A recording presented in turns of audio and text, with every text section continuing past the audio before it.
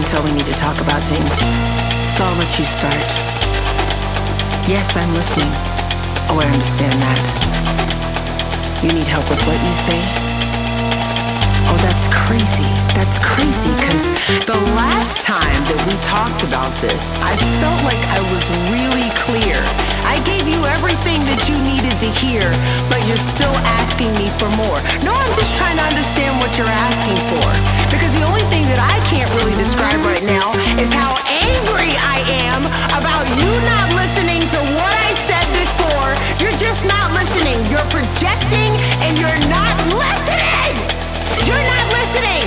No, you're not listening. All right, what do you have to say? I'm listening. You make me feel like I'm losing my mind. I said it, and you're still not understanding. I've given you everything that you've been looking for. What else could I do? What else can I give you? What else can I say? What else do you need from me?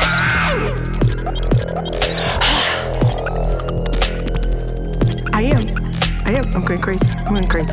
Yeah, I'm repetitive. I'm saying it over and over and over and over and over and over again. Why should I repeat myself?